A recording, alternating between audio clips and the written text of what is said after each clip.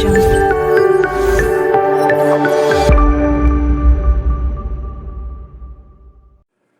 up mga idol? Dito tayo sa Pasinaya. Ito yung bahay ni Atisay. Yan.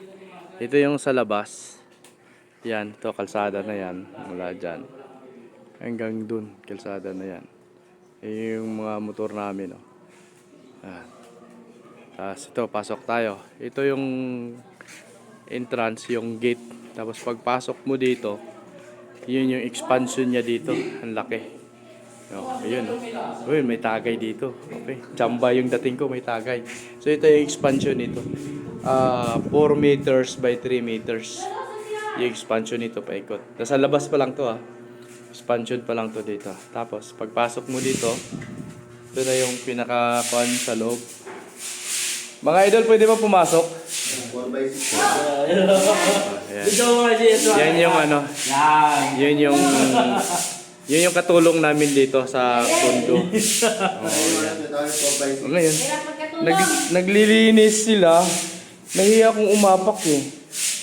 Yan, so dito na lang. So ito yung area niya. Yan. Yung sa loob. Ayan. Ay, dalawa pala katulong dito. Dalawa pala katulong dito sa condo na to. Ayan, yan. Tapos ito yung hagdanan naman diyon papunta doon sa taas. Maluwag dito mga idol. Yan, yung dating lababo, nilipat nila dito sa may laundry. So, ipapakita ko nga sana sa inyo yung CR tsaka yung laundry, gaano kalaki. Kaso, nahiya akong umapak mga idol, baka pagalitan ako ng mga katulong nila. Oo, ayan o, nagalit na sa akin. So, dito na lang ako mga idol, at least naipakita ko sa inyo mga idol yung area nila dito. So, dito lang ako namimiss mga idol kasi ito nga yung expansion ng sala. Yan. Ang luwag. Yung iba kasi ano lang eh. Yung iba kasi ano lang 1 meter. Pero dito mga idol, ang luwag.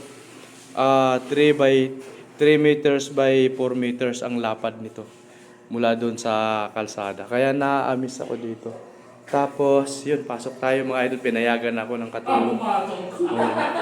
So, tinan mo mga idol, naglalakad ako, sinundan ng basahan. No? Ganun kalupit yung mga katulong nila dito mga idol. Ayan, ito yung CR nila dito. Ayan. Yan ang CR nila dito. Ayan. Nag-operation kasi sila dito ng mga idol, ng linis.